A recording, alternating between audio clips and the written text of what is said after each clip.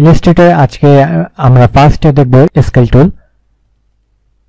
আমরা একটি rectangle shape নিয়ে আগে আমি একটা ফিল কালার অন করে দিই এবং স্টক লাইন স্টক এটা অফ করে দিলাম।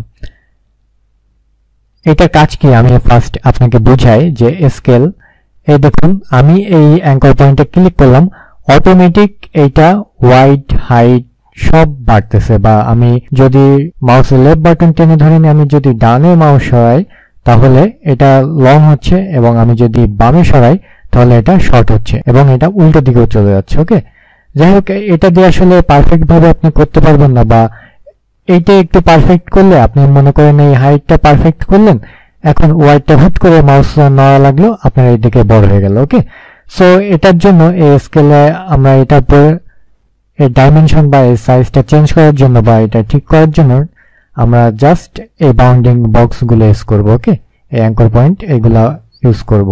আমি এই কর্নারে ধরে এই সেম একই মুভ টুল বা এই সেম একই সিলেকশন টুল বাড়ি আমরা স্কেল টুলের কাজ করতে পারি। সো এটা দিয়ে আমি যদি এইদিকে টান দিই তাহলে এটা ছোট হবে, আমি যদি এইদিকে চাপাই তাহলে ছোট হবে, আমি যদি এইদিকে টান দিই এটা ছোট বড় হবে। ওকে, আমি যদি এইদিকে দিই এটা ছোট বড় হবে, এটা হাইট বাড়লো, হাইট বাড়ালাম, ওয়াইড বাড়ালাম, এটা খুবই পারফেক্ট। আর আমি যদি কর্নারে যাই, কর্নারে অ্যাঙ্কর পয়েন্টে যাওয়ার পর আমি যদি কিবোর্ডে শিফট অল্টা প্রেস করি তাহলে একসাথে এটা ছোট হবে। ওকে, ঠিক আছে, আমি যদি কিবোর্ডে শিফট অল্টার প্রেস করি তাহলে এটা পারফেক্ট ওয়াইড হাইট সেম একসাথে এটা বড় ছোট হবে। ওকে, পারফেক্ট। যেমন আমি এটা যদি শিফট অল্টার প্রেস করি তাহলে এটা পারফেক্ট ভাবে হবে। এইসব কমন জিনিস, এগুলো সবাই কম বেশি ফার্স্ট ইলাস্ট্রেটর ধরার পরেই বুঝে যে এইগুলোর কাজ এটাই। ওকে, তবে স্কেল টুলে আরেকটি কাজ আছে আমি আপনাদের দেখাই। এখানে এইটাও ছাড়া আমি মনে করি আমার এই ডিজাইনে অনেকগুলো সেম টাইপের অবজেক্ট আছে, মানে এই রেক্টেঙ্গেল সেম এই অবজেক্টগুলো অনেক জায়গায় আছে। সো আমার ডিজাইনের ক্ষেত্রে আমার চেঞ্জ করার প্রয়োজন হবে যে এইখানে এইগুলো আছে 100% সাইজে আছে, আমি ওইটা সবগুলা অবজেক্টই একবারে বাড়ানো দরকার, মানে এই সাইজগুলো সেম।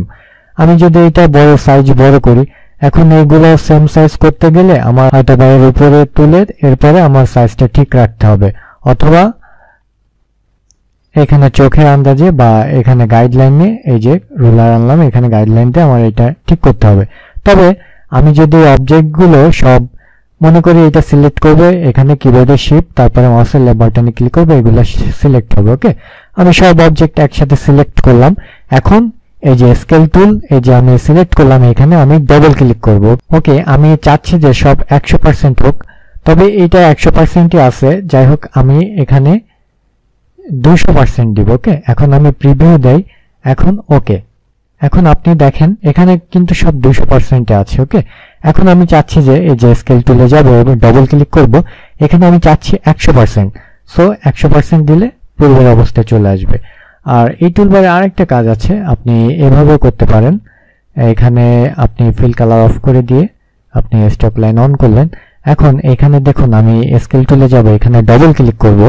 ডবল ক্লিক করার পরে এখানে হরিজন্টাল মানে এইদিকে, সো এটা আমি 80% করে দিলাম। এই দেখুন এই যে এইদিকে 80% কমে গেছে। আবার আমি এইদিকে এই যে ওয়াইড এটা ভার্টিক্যাল, এইটা আমি 80% করে দিলাম। এখন কপি করার পরে কিবোর্ডে কন্ট্রোল ডি প্রেস হলে এটা হয়ে যাচ্ছে।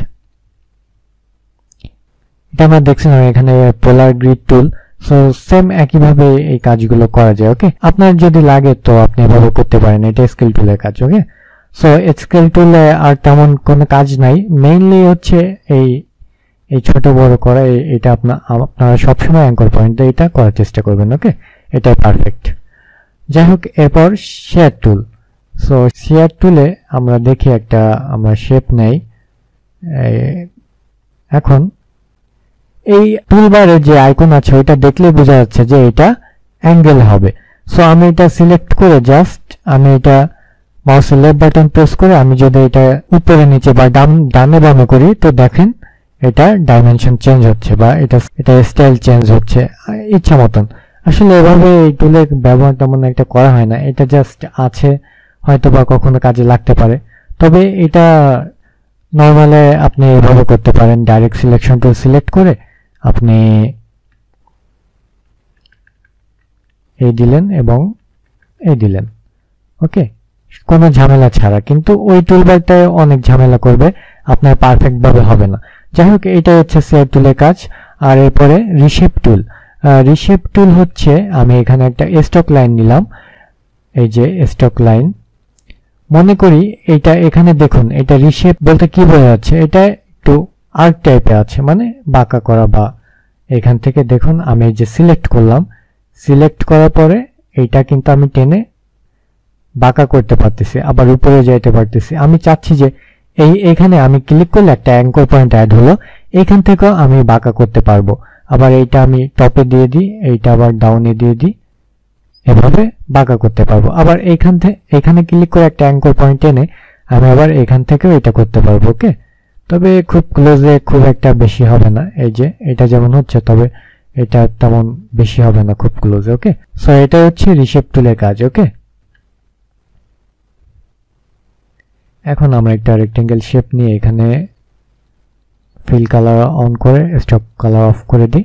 সো এইখানে আমরা এই টুলের কাজ আমরা নেক্সট ক্লাসে দেখব। এখানে অনেকগুলো টুলবার আছে, সো এগুলো আমরা নেক্সট ক্লাসে দেখব, ওকে। এখন আমরা এই টুলবারের কাজ শিখব। ফ্রি ট্রান্সফর্ম, এখানে আপনি এখানে যে কোনো ট্রান্সফর্ম বা এটা সরাতে পারেন বা অ্যাঙ্গেলে রোটেট করতে পারেন, ওকে।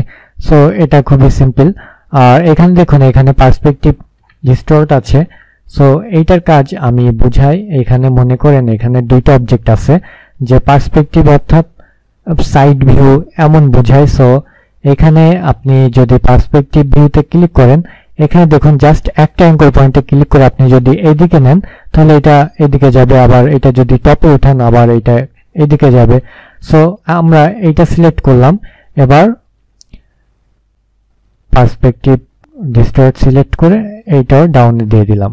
এটা বোঝা যাচ্ছে যে এখান থেকে এদিকে পার্সপেক্টিভ ভিউতে আছে, ওকে। সো এটা হচ্ছে এই টুলবারের কাজ। আর এরপরে আছে এটাও ফ্রি ডিস্টর্ট, এটা আপনি যে কোনো ভাবে ফ্রি আপনি এটা ডিস্টর্ট করে নিতে পারেন। সো এটা ডাইরেক্ট টুল সিলেকশন টুল দিয়ে করাই বেটার, ঠিক আছে। এটা আপনি পারফেক্টলি সবভাবে করতে পারবেন না, এটা আমি মনে করি যে ডাইরেক্ট সিলেকশন টুলবার দিয়ে করা ভালো, ওকে। আজকে আমরা এই 3টা টুলবার এবং এই 4টা টুলবারের কাজ শিখলাম। আশা করি কারো কোথাও সমস্যা থাকার কথা